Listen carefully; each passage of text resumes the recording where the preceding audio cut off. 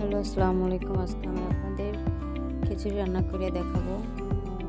তো প্রথমে পেঁয়াজগুলো ভেজে নেব, সাথে কাঁচামরিচ একটু নাড়াচাড়া দিব, নাড়াচাড়া দিয়ে মিশিয়ে নেব। দিয়ে দিলাম হলুদ, মরিচের গুঁড়া পরিমাণ মতো, নেড়ে চেড়ে দিব, স্বাদ মতো লবণটা সব মশলা একসাথে একটু নেড়ে চেড়ে নিতে হবে। দিলাম কিছু, দিয়ে দিলাম টালা জিরার গুঁড়া, আবার মশলাটা ভালো করে যেতে হবে। দিয়ে দিলাম আদা রসুন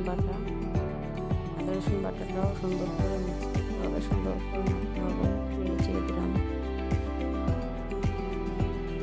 তারপর দিয়ে দিলাম আমি পরিমাণ মতো পানিটা দিয়ে মশলাটা সুন্দর করে কষাতে হবে।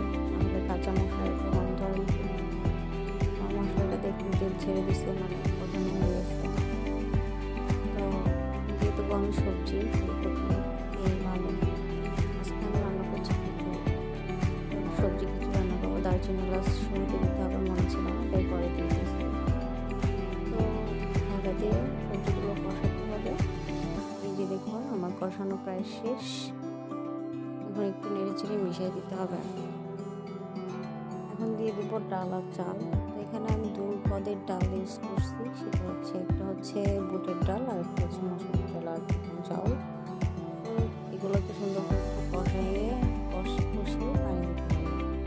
আমি চাল ডালগুলো কষাচ্ছি, ভালো করে নেড়ে চেড়ে দিচ্ছি।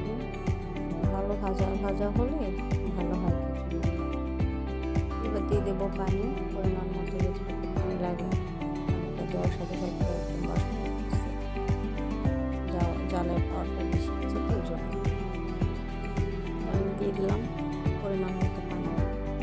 এবার সুন্দর করে নেড়ে চেড়ে একদম সবগুলো ডাল চাল মিশিয়ে দিতে হবে। ঢাকনা দিয়ে ঢেকে দিব, না হওয়ার পর্যন্ত ঢাকনা দিয়ে ঢেকে দেবো। কিন্তু গাইস, আমি লাস্ট পর্যন্ত ভিডিওগুলো শেষ